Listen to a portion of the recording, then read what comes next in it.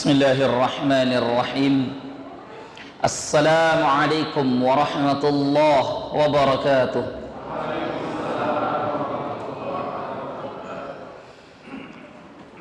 Innal hamdalillah nahmaduhu wa nasta'inuhu wa nastaghfiruh wa na'udzu billahi min shururi anfusina wa sayyiati a'malina. Man yahdihillahu fala mudilla lahu wa man yudlilhu fala hadiya lahu.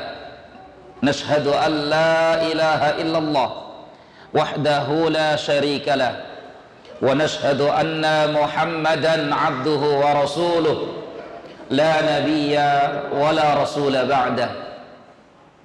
Yaqulu Allah tabaraka wa ta'ala fil Qur'anil Karim, ya ayyuhalladzina amanu taqullaha haqqa tuqatih wa la tamutunna illa wa antum muslimun. Allahumma salli wa sallim ala nabiyyina Muhammadin wa ala alihi wa ashabihi wa man tabi'ahum bi ihsanin ila yaumiddin. Amma ba'du, kaum muslimin dan muslimat, jamaah salat maghrib Masjid Thariqul Khair, semoga Allah Subhanahu wa ta'ala menerima ibadah salat yang baru saja kita lakukan, dan semoga Allah senantiasa memberkahi kita semua. Alhamdulillahi Rabbil Alamin. Segala puji dan syukur hanya milik Allah. Salawat beriring salam kita curah limpahkan pada Rasulullah sallallahu alaihi wa ala alihi wa sahbihi wasallam.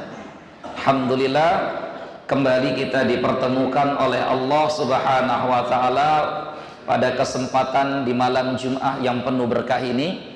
Semoga kita berkumpul di hari yang penuh berkah, di tempat yang berkah, dan semoga keberkahan juga bersama kita semua.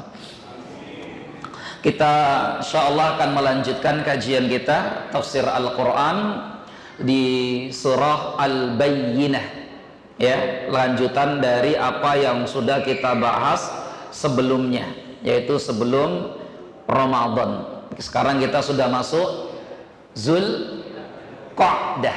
Zulqa'dah, Zul artinya yang memiliki atau yang mempunyai, maka ada namanya Zulkifli, yang punya kemampuan, yang punya kekuatan.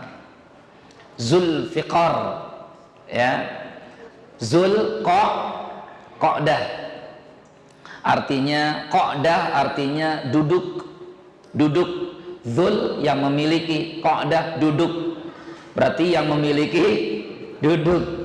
Maksudnya adalah bangsa Arab biasanya di bulan ini mereka rehat, beristirahat, duduk santai menunggu datangnya bulan haji Zulhijjah.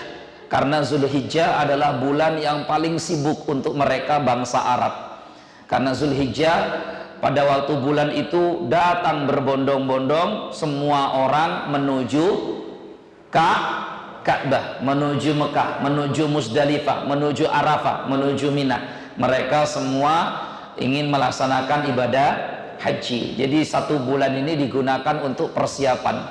Mereka tidak pergi kemana-mana, tetapi persiapan untuk menyambut jamaah haji. Maka disebutlah Zulqa'dah, bulan duduk-duduk, bulan santai-santai. Itu untuk orang Arab, Pak. Kalau kita enggak, ya, nah kita enggak ada menyambut jamaah haji. Yang ada jamaah haji enggak jadi berangkat, kan gitu ya. Betul-betul duduk kita berarti, ya. Nah, sekarang kita akan lanjutkan tafsir Quran surah Al-Bayyinah.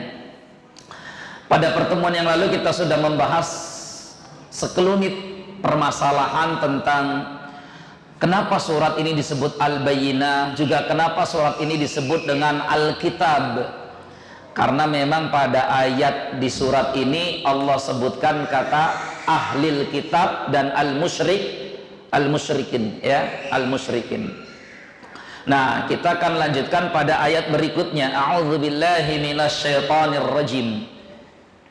Wa ma tafarraqal ladzina utul kitaba illa min ba'di ma ja'at umul bayyinah. Dan tidaklah mereka ahli kitab yang telah Allah berikan Alkitab, Tauratkah itu, Zaburkah itu, Injilkah itu, tafarroqa, mereka berpecah-pecah, berselisih, bersilang sengketa, ya, illa min ba'di ma ja'athumul bayyinah, melainkan setelah datang bukti nyata kepada mereka. Bukti nyata adalah bukti tentang kebenaran bahwa telah diutus Nabi dan Rasul akhir zaman. Tolong ibu anaknya diamankan dulu, ya, anaknya diamankan dulu daripada mengganggu yang lain di sini. Tidak apa-apa, insya Allah, ya. Baik, ikhwanul fillah yang dimuliakan Allah Subhanahu wa taala, lanjut lagi. Bukti yang nyata itu maksudnya adalah diutusnya Rasulullah sallallahu alaihi wasallam. Jadi buktinya sudah ada, tapi mereka terpecah belah, tafarruq. Apa maksudnya berpecah belah? Ai minal yahudi wan nasara, yang berpecah belah menyikapi kedatangan Rasulullah sallallahu alaihi wasallam diutus adalah dua kelompok agama besar ketika itu, yaitu Yahudi dan Nasrani, ya. Karena selama ini sebelum Rasulullah diutus, mereka itu selalu menunggu-nunggu kedatangan Nabi akhir zaman. Setelah ternyata Nabi akhir zaman yang datang bukan keturunan Bani Israel, bukan Yahudi, bukan bola dari kelompok Nasrani, tapi melainkan keturunan Nabi Ismail alaihi salam. Mereka pun kuffara hasadan min indi anfusihim min ba'di ma tabayyana lahumul haq. Mereka pun mengingkari Nabi itu hasadan min indi anfusihim. Sebabnya, alasannya bukan karena tidak percaya Nabi Muhammad itu Rasul utusan Allah. Bukan tidak percaya kalau Nabi dan Nabi Muhammad itu memang Nabi akhir zaman yang dijanjikan dalam kitab-kitab mereka. Bukan itu sebabnya. Tapi sebabnya Allah mengungkap isi hati mereka. Hasadan min indi anfusihim. Karena mereka iri, dengki. Sebab Nabi terakhir bukan diutus dari kelompok mereka, tapi justru dari bangsa Arab yang sebelumnya tertinggal sangat jauh dari peradaban. Mereka dikenal dengan jahiliyah, ya. Masa kami yang sudah berperadaban Romawi, kami sudah berperadaban, kami mengenal baca tulis, kami mengenal ilmu-ilmu macam-macam itu, ya. Kemajuan teknologinya di masa itu luar biasa. Persia juga sama, gitu ya. Yahudi juga sama, diberikan kecerdasan luar biasa. Kok tiba-tiba Nabi yang diutus ternyata dari bangsa Arab? Mereka jahiliyah, banyak yang tidak bisa membaca, banyak yang tidak bisa menulis, bahkan bukan termasuk raja besar yang disegani dan ditakuti. Mereka berpecah-pecah di Arab, bangsa-bangsa kecil, raja-raja kecil yang tidak punya kekuatan. Kalau mereka diserang, itu pun masing-masing raja kecil saling silang sengketa dan bertempur satu sama lain. Tidak punya kekuatan. Rasulullah datang menyatukan mereka semua. Maka Allah Subhanahu wa taala katakan, Yahudi Nasrani setelah datang diutus Nabi, mereka tafarraq. Kenapa tafarraq? Hati kecil mereka meyakini inilah Nabi akhir zaman itu. Tapi egonya tadi, irinya tadi, ya, sehingga kemudian mereka terpecah. Ba'duhum, sebagian mereka, yu'minuna bi Muhammadin sallallahu alaihi wasallam. Sebagian mempercayai, mengimani, beriman kepada Rasulullah sallallahu alaihi wasallam. Tetapi sebagian besar yang lain kufur, menentang Rasulullah sallallahu alaihi wasallam. Bukan karena tidak percaya kalau Nabi Muhammad Rasul, bukan, sekali lagi ikhwan ya.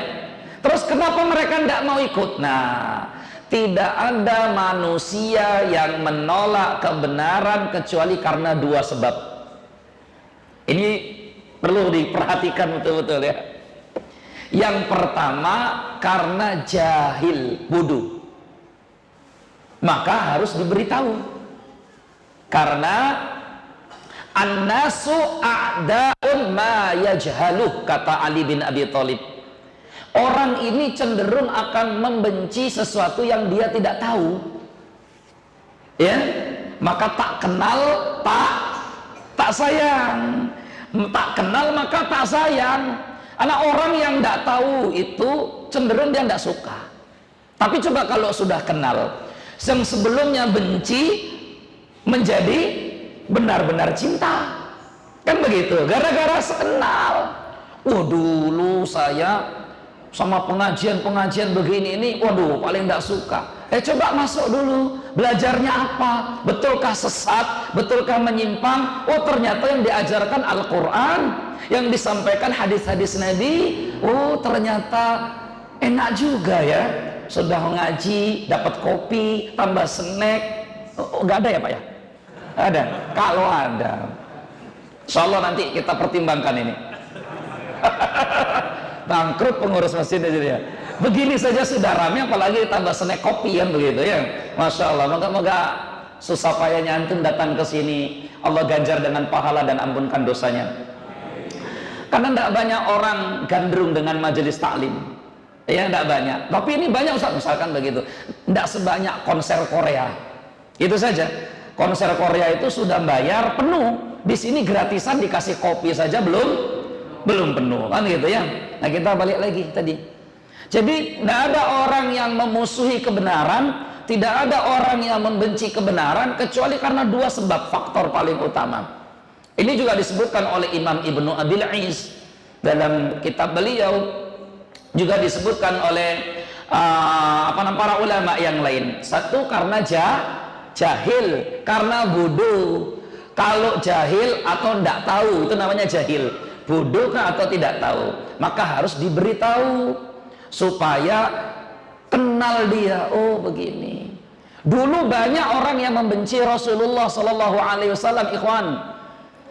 Sebelum Nabi ke kota Madinah sudah disebarkan berita buruk tentang Rasulullah Sallallahu Alaihi Wasallam, bahwa Muhammad itu tukang pemecah belah. Dia akan pisahkan antara anak dengan orang tuanya, dia pisahkan antara suami dengan istrinya, dia buat bertetangga macam-macam. Itu tuduhan-tuduhan fitnah sebelum Rasulullah sampai ke kota Madinah. Beberapa orang sempat termakan fitnah ini. Salah satunya pembesar kota Madinah waktu itu, Sa'ad bin Mu'ad kalau tidak salah. Sampai kemudian beliau datang langsung menemui Rasulullah. Termasuk juga yang terprovokasi adalah pendeta Yahudi bernama Abdullah bin Salam. Nggak usah kamu dengarkan Muhammad itu pengadu domba, Muhammad itu penyihir, Muhammad itu orang gila, Muhammad itu pendusta. Tapi Abdullah bin Salam berkata dalam hati kecilnya, saya belum akan percaya omongan orang sebelum saya sendirian membuktikan. Kadang kita ini sudah terlanjur keburu percaya omongan orang. Ketika kali pertama Abdullah bin Salam berjumpa dengan Rasulullah, pendeta Yahudi loh ini, dia tahu betul isi Alkitab Taurat. Kali pertama bertemu Rasulullah, sejak saat itu dia beriman karena tahu bahwa semua berita tentang Nabi Muhammad SAW bohong, dusta, hoax. Beriman. Maka manusia itu cenderung tidak suka sesuatu yang dia tidak kenal, tidak tahu. Maka ada dakwah ini mengenalkan yang belum tahu. Begitu ya, konfidin yang dimuliakan Allah. Yang kedua, sebab orang itu menolak kebenaran atau membenci kebenaran bukan karena dia tidak tahu, dia tahu. Terus kenapa dia benci? Memperturutkan hawa nafsu. Nah, itu lebih bahaya. Kalau dia bodoh, diberi ilmu, insya Allah sadar. Tapi kalau memperturutkan hawa nafsu, ini yang paling sulit, ikhwan fillah yang dimuliakan Allah.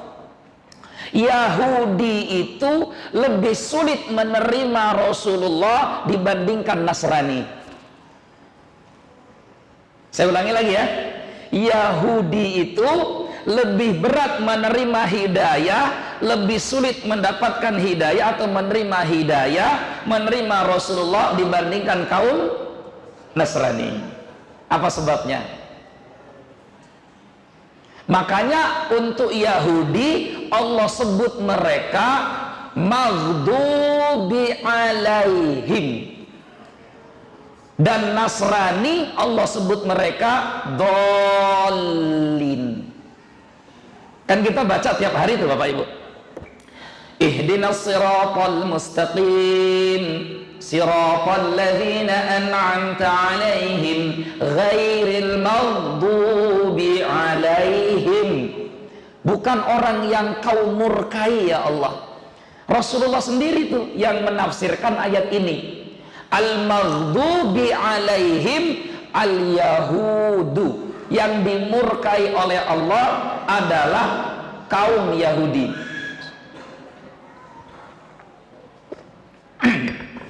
Waladhdallin, dan bukan juga yang sesat. Yang sesat adalah Nasrani. Kenapa Yahudi dimurkai Allah? Kenapa Nasrani sesat divonis oleh Allah? Karena mereka salah, tapi sebab akar asalnya berbeda. Kalau Yahudi, mereka tahu kebenaran, mereka punya ilmu tentang Rasulullah, tapi mereka mengikuti hawa nafsu, menolak Nabi, menolak Rasul, menolak ajaran. Orang yang tahu ilmu, orang yang tahu kebenaran, dia tolak dengan hawa nafsunya, dimurkai oleh Allah Subhanahu wa ta'ala. Yang kedua, bodoh, Nasrani jahil, sehingga jatuhlah pada kesesatan, jatuhlah pada kesalahan. Orang yang tidak tahu, orang yang jahil, ketika jatuh pada kesalahan, vonisnya bukan dimurkai, tapi vonisnya tersesat. Beda vonis ya. Mana yang lebih dimurkai oleh Allah? Halo, mana yang lebih dimurkai oleh Allah? Biarpun sama-sama murka, tapi yang lebih dibenci oleh Allah dan lebih besar hukumannya adalah orang yang tahu kebenaran tapi tidak mau mengikutinya. Ikhwanu fiddin yang dimuliakan Allah. Imam Ibnu Katsir rahimahullah ketika menafsirkan ayat ini, wa ma tafarraqal ladzina utul kitaba illa min ba'di ma ja'atuhumul bayyinah, Imam Ibnu Katsir kemudian mengatakan, membawakan hadis Rasulullah sallallahu alaihi wasallam yang diriwayatkan oleh Abu Dawud dan Tirmidzi. Hadis itu mengatakan Rasulullah sallallahu alaihi wasallam bersabda, iftaraqatil yahudu ala ihda wa sab'ina firqatan kulluha finnari illa wahidah wa iftaraqatin nasara ala sintaini wa sab'ina firqatan kulluha finnari illa wahidah. Yahudi terpecah belah menjadi 71 kelompok. Nasrani terpecah belah menjadi 72 kelompok. Umat Islam terpecah belah menjadi 73 kelompok. Yang menarik, di YouTube-nya Deddy Corbuzier Show, Deddy Corbuzier ya, bukan Corbuzier, menarik. Deddy Corbuzier ditanya sama Bung Rafli Harun. Saya dengar tuh, saya lihat ya. Apa perasaan Bung Deddy tadi setelah masuk Islam? Apa kata Deddy Corbuzier? Setelah saya masuk Islam, sekarang makin pusing. Kenapa makin pusing? Saya meninggalkan agama yang kemarin karena banyak pertentangannya. Setelah masuk Islam makin banyak lagi pertentangannya. Karena memang ternyata kelompok dan sekte dalam Islam lebih banyak jumlahnya, ikhwan. Kalau Yahudi terpecah jadi 71 kelompok, satu yang di surga, Kalau kemudian Nasrani terpecah menjadi 72 kelompok, satu lagi yang di surga. Umat Islam pun sama, terpecah menjadi 73 golongan, satu lagi yang di surga. Ini masalahnya jadi ribut karena masing-masing berebut jadi yang nomor satu tadi itu. Maka saling ribut. Nah, ikhwanul fiddin yang dimuliakan Allah Subhanahu wa taala.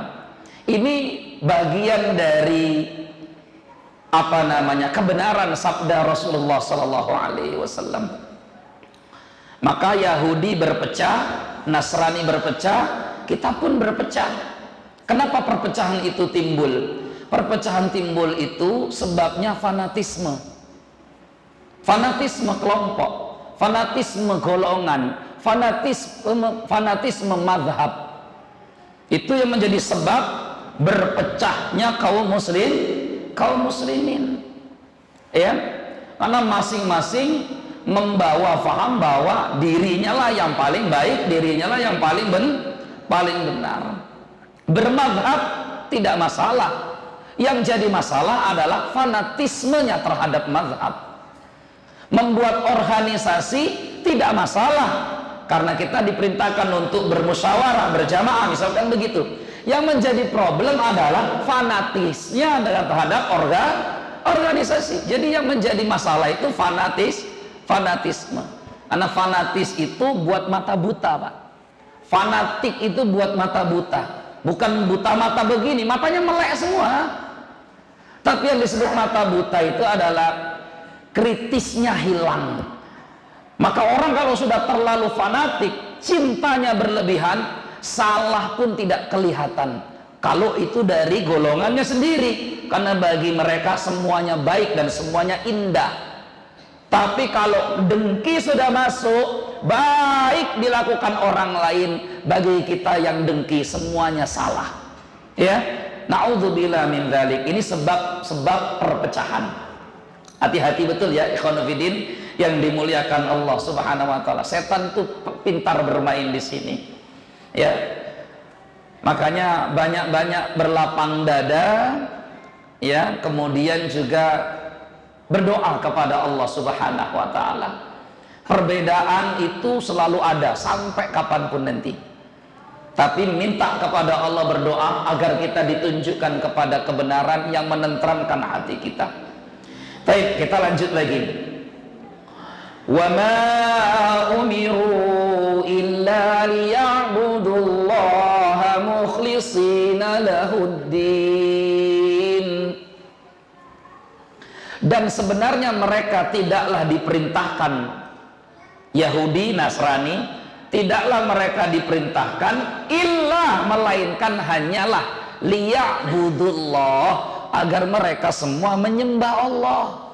Yahudi Allah perintahkan agar menyembah Allah. Nasrani Allah perintahkan agar menyembah Allah yang esa. Semuanya kita juga diperintahkan agar menyembah Allah yang esa. Hunafa, lurus, tulus, condong kepada tauhid. Wa yuqimus shalah, mereka juga Allah perintahkan untuk sholat. Yahudi Allah perintahkan untuk sholat, Nasrani Allah perintahkan untuk sholat. Wa yu'tuz zakah, dan mereka pun diperintahkan untuk membayar zakat. Maka kita tahu kisah Qarun. Kenapa Qarun sampai ditenggelamkan oleh Allah ke dasar bumi sedalam-dalamnya? Sampai hari ini kita kalau nemu harta terpendam pun kita bilang hartanya siapa? Hartanya Qarun. Padahal Qarun ditenggelamkan di Mesir, ikhwan. Ya, itu kita nemu di Lampung harta Qarun, nemu di Sumatera harta Qarun, nemu di Jawa harta Qarun, saking banyaknya itu. Karena Qarun tidak mau menunaikan zakat. Tak menunaikan zakat. Jadi Allah itu tidak minta banyak sebenarnya. Dari kita cukup kau sembah Allah, jangan sekutukan, dirikan sholat, tunaikan zakat. Nah, Bapak Ibu, perintah Allah dalam ayat ini sama percis dengan perintah yang Allah bebankan untuk disampaikan kepada Rasulullah Sallallahu Alaihi Wasallam. Jadi sebenarnya tidak ada alasan ahli kitab Yahudika itu, Nasranika itu untuk menolak kenabian Rasulullah Sallallahu Alaihi Wasallam. Kenapa? Ajarannya sama percis. Qul ya ahlal kitab, katakan kepada ahli kitab, ta'alu ila kalimatin sawa'in bainana wa bainakum. Kesini, ayo kita bersatu. Kita satukan ajaran yang sama dengan yang dibawa nabi-nabi kalian, ya. Alla na'budu illallah. Semua nabi-nabi yang diutus kepada kalian mengajarkan satu, janganlah kita menyembah kecuali hanya kepada Allah. Tauhid, ikhwan, tauhid. Ya, makanya tauhid itu pemersatu, nyembah Allah itu pemersatu. Semua nabi dan rasul itu diutus untuk menyeru umatnya menyembah Allah. Semuanya. Nabi Ibrahim, Nabi Nuh, Nabi Musa, Nabi Isa, termasuk Rasulullah Nabi Muhammad Sallallahu Alaihi Wasallam. Mereka bisa temukan itu dalam kitab sucinya. Sama, Pak. Setelah menyembah Allah, apalagi? Hunafa, mukhlisin, ikhlas. Maka ada syarat ibadah di situ. Syarat ibadahnya ikhlas. Setelah ikhlas, hunafa, hunafa artinya mailun, condong. Tapi yang dimaksud condong di sini adalah mailun ila tauhid, condong kepada tauhid. Makanya dulu tidak mengenal Islam. Apa agamanya Nabi Ibrahim? Islam. Apa agamanya Nabi Nuh? Islam. Nah, nama Islam waktu itu bukan dijadikan agama. Agama mereka adalah tauhid. An-ni'budullaha wajtanibut taghut. Mereka semua menyeru agar menyembah Allah dan menjauhi setan. Menjauhi setan. Jadi kalau Anda yang ngajak kepada setan berarti agamanya tidak benar. Itu saja.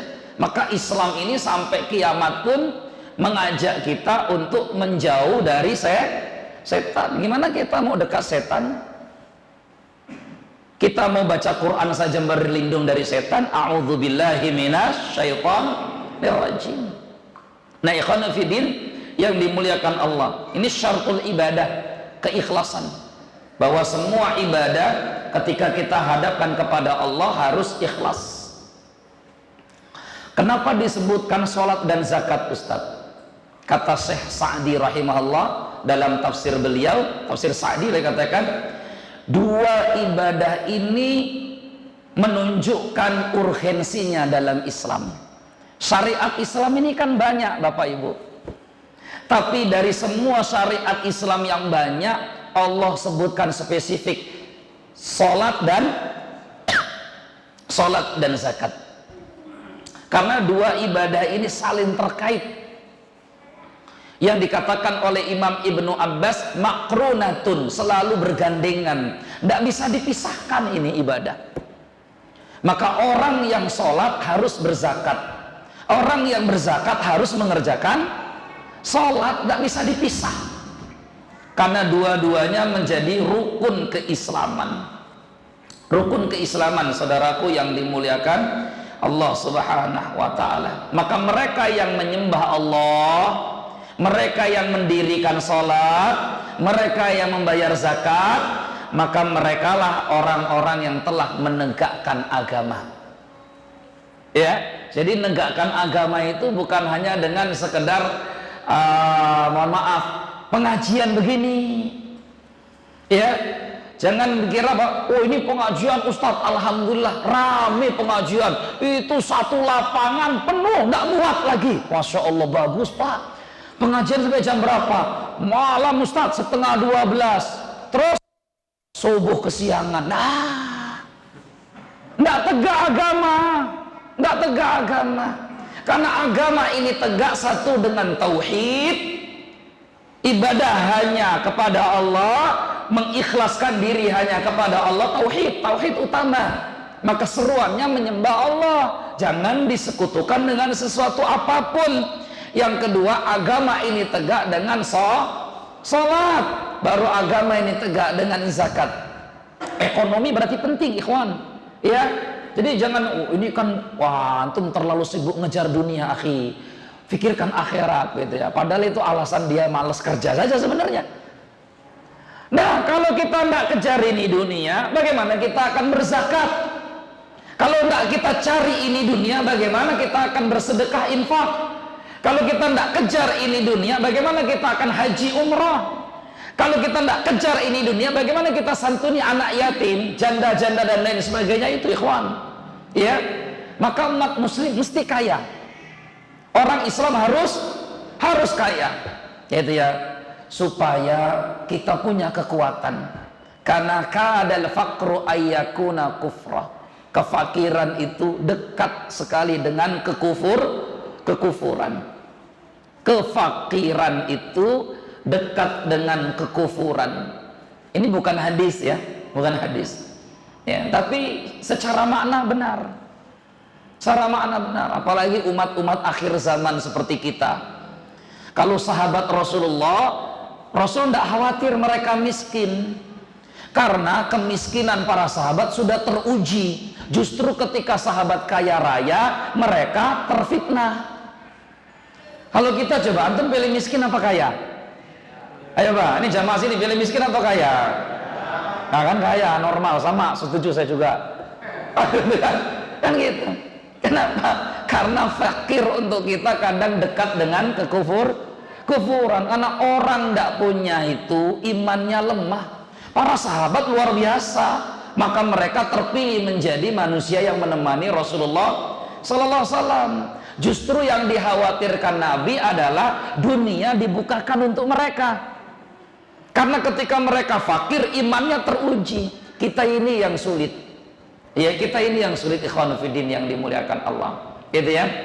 Maka kalau begitu apa? Bekerja, iya. Cari dunia, betul. Tapi kemudian bimbing dengan ilmu supaya dunia ini tidak jadi bala untuk kita. Ya. Karena semua nikmat akan dimintai pertanggungjawaban. Apa? Tsumma latus'alunna yauma idzin 'anil na'im. Baik, wallahu a'lam. Innal ladzina kafaru min ahlil kitabi wal musyrikin fi nari jahannam khalidina fiha ulaika hum syarrul bariyah. Sesungguhnya orang-orang kafir dari golongan ahli kitab, jelas ya, ayatnya jelas ya gitu. Jadi ya nggak usah malu-malu nyebut kata kafir. Allah sendiri menyebut kata kafir itu. Dan ketika kita sebut kafir bukan berarti kita tidak toleran. Enggak, ini iman kita. Kafir itu artinya orang yang menutupi diri dari hidayah, itu kafir. Atau orang yang tertutup dari hidayah, itu arti kafir. Ya. Menolak hidayah itu namanya kafir. Jadi ini bahasa halus sebenarnya, bukan bahasa kasar. Yang ini muslim, yang ini kafir. Itu bukan kasar, untuk membedakan. Itu membedakan itu. Ya. Nah, kita lanjut lagi. Sesungguhnya orang-orang kafir dari ahli kitab Yahudi dan Nasrani wal musyrikin, atau orang-orang musyrik yang menyekutukan Allah, yang tidak beragama atau beragama tapi tidak dikategorikan sebagai agama ahli kitab. Fi nari jahannam, mereka betul-betul akan dimasukkan ke neraka jahanam. Ini iman, Pak. Ya, dan kita mesti yakini ini. Sebagaimana penganut agama lain meyakini bahwa mereka lah satu-satunya yang akan tinggal di surga. Kita tidak tersinggung kok ketika, mohon maaf, misalkan agama Buddha mengklaim bahwa mereka lah yang hanya akan sampai ke nirwana, surga. Selain Buddha mereka tersiksa. Tidak tersinggung kita, karena memang itulah keyakinan mereka. Kita juga tidak tersinggung ketika Hindu punya keyakinan moksa, semua sampai ke surga. Yang lain kalau nggak Hindu dia akan dikenakan karma. kita tidak tersinggung karena itu keimanan mereka. Maka ketika kita tidak tersinggung dengan ajaran dan keyakinan mereka, biarkan kami juga meyakini iman kami. Apa keyakinan iman kita? Bahwa hanya umat Islamlah yang akan masuk surga. Antum yakin dah nih? Halo? Yakin apa nih? Kayaknya sih iya Ustaz. Kayaknya nih gimana ini? Ragu-ragu itu membuat kita gugur keislamannya. Maka tidak boleh ragu-ragu. Maka kalau ditanya, Islam enggak sampean ini? Insya Allah Islam Pak Ustaz. Kacau ini. Tidak boleh kita insya Allah dalam Islam. Tidak boleh. Haram. Kalau Islam enggak sampean, Islam. Kalau beriman enggak sampean, insya Allah saya beriman. Baru betul. Maka dalam Islam tidak boleh ada insya Allah. Dilarang itu. Islam enggak Pak? Islam. Islam enggak? Insya Allah Pak Ustaz. Nah kalau insya Allah berarti bisa kemungkinan ini. Tidak boleh. Islam. Katakan saya Islam.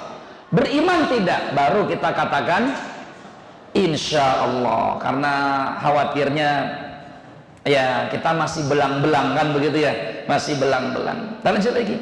Fi nari jahannam, bahkan mereka ditempatkan di neraka jahannam. Khalidina fiha, mereka kekal di dalamnya. Ulaika hum syarrul bariyah, mereka adalah seburuk-buruk makhluk. Ini keimanan Pak. Makanya apa namanya, Ibunda Aisyah, saya sering diceritain, Ibunda Aisyah dalam hadis Bukhari pernah bertanya kepada Rasulullah SAW tentang orang yang sangat baik di zaman jahiliyah. Baik betul orang ini. Namanya Abdullah bin Jada'an. Namanya Abdullah bin Jada'an. Ini orang baik betul, Abdullah bin Jada'an. Ibunda Aisyah tanya begini, ya Rasulullah, Ibnu Jada'an, ya Rasulullah, dulu ada orang namanya Abdullah bin Jada'an. Abdullah bin Jada'an ini selevel, seusia, seleting, satu leting, bukan seleting, satu leting, ya, dengan Abdul Muttalib. Fil jahiliyah yasilur rahim, dia adalah orang yang selalu menyambung silaturahim. Wa yut'imul miskin, dan sering sekali memberi makan fakir miskin. Fahal dzaka nafi'uhu, apakah semua kebaikan yang dia lakukan di zaman jahiliyah bermanfaat untuknya di akhirat nanti, wahai Rasulullah? Apa kata Nabi? La yanfa'uhu, semua kebaikan-kebaikan Abdullah bin Jada'an tidak ada sedikit pun yang bermanfaat untuknya di akhirat. Kenapa? Innahu lam yaqul yauman rabbighfirli khati'ati yaumaddin. Karena Abdullah bin Jada'an tidak beriman kepada Allah. Ya Allah, rugi ya Pak ya. Makanya di dalam surat Al-Furqan ayat 32 atau 23 ya. Quran surat Al-Furqan ayat yang ke-23, Allah menceritakan tentang kejadian nanti di hari kiamat, di akhirat, nasib orang-orang kafir yang dahulu waktu hidup di dunia banyak melakukan kebaikan. Mungkin nggak orang kafir berbuat baik Pak? Mungkin ya, mungkin. Bisa jadi nyumbang untuk bangun masjid Thoriqul Khair kan, ya 10 sak lah jadi kan begitu kan, bisa jadi kan, wallahu a'lam kan gitu. Atau nyumbang jembatan mana, atau nyumbang bangun sumur, ngebor sumur mana. Mungkin saja orang kafir berbuat baik karena mereka juga punya hati nurani untuk berbuat baik. Orang kafir mungkin jujur, mereka punya kejujuran. Orang kafir disiplin nggak? Mungkin mereka disiplin, bahkan kadang kita kalah disiplin dari mereka. Artinya mereka juga punya kebaikan-kebaikan yang mereka tebar semasa hidup. Maka kebaikan-kebaikan itu Allah sebutkan dalam surat Al-Furqan ayat 23. Allah katakan begini, a'udzubillahi minasyaitonirrajim. Wa qadimna ila ma 'amilu min 'amalin faja'alnahu haba'an mansura. Maka kami akan datangkan amalan kebaikan yang mereka lakukan dahulu. Setelah kami datangkan, mereka lihat tuh. Nih coba kalian lihat. Ini dulu amalan baikmu, ini dulu amalan baikmu, kamu dulu buat begini, kamu dulu bantu karyawanmu, kamu dulu nolong fakir miskin, kamu dulu nolong anak yatim. Lihat, ini semua kebaikanmu. Tapi karena tidak punya iman, tidak pernah mengucapkan la ilaha illallah, apa kata Allah? Faja'alnahu haba'an mansura. Kami jadikan semua amal kebaikannya seperti debu yang berterbangan, tidak ada bobot beratnya sama sekali. Rugi betul ini orang, karena seumur-umur dia tidak mengucapkan la ilaha illallah. La yasma'u bi ahadun min hadhil ummah. Ini terakhir saja. La yasma'u bi ahadun min hadhil ummah min yahudiyin wala nasraniyin summa mata walam yu'min billadhi ursiltu bih illa kana min ashabin nar. Rawahu Muslim. Nabi SAW bersabda, tidak ada satupun yang mendengar aku Nabi Muhammad telah diutus dari semua umat yang hidup di zaman ini, apakah dia Yahudi ataukah dia Nasrani. Kok ada Nasrani tahu bahwa ada Nabi Muhammad telah diutus, ada Yahudi mendengar bahwa Nabi Muhammad telah diutus, ada agama namanya Islam, summa mata walam yu'min billadzi ursiltu, kemudian dia mati tidak beriman dengan apa yang diutus kepadaku, illa kana min ashabin nar, melainkan matinya dia pasti akan masuk ke dalam neraka. Maka ikhwan, antum tahu nikmat apa yang paling besar yang Allah berikan kepada kita hari ini? Masya Allah, ini efek ngaji ini ya. Bukan kendaraan yang kita parkir di luar sana, bukan, itu kecil. Bukan anak-anak yang kita miliki hari ini, bukan, betul, itu nikmat besar tapi kecil. Bukan pula rumah yang kita diami hari ini, nikmat ini kecil ikhwan. Apalagi hanya sekedar pangkat jabatan yang sementara, ini nikmat kecil. Ada nikmat yang jauh lebih besar daripada tadi yang saya sebutkan, nikmat hidayah Islam. Kita kenal Allah, kita kenal Rasulnya, syukur-syukur kita mengenal sunnah Rasulullah Sallallahu Alaihi Wasallam. Semoga kita terus bisa mempertahankan nikmat hidayah ini. Kita hidup dengan Islam, mati pun dengan Islam. Subhanakallahumma wabihamdika, asyhadu an la ilaha illa anta, astaghfiruka wa atubu ilaik. Akhiru kalam. Assalamualaikum warahmatullahi wabarakatuh.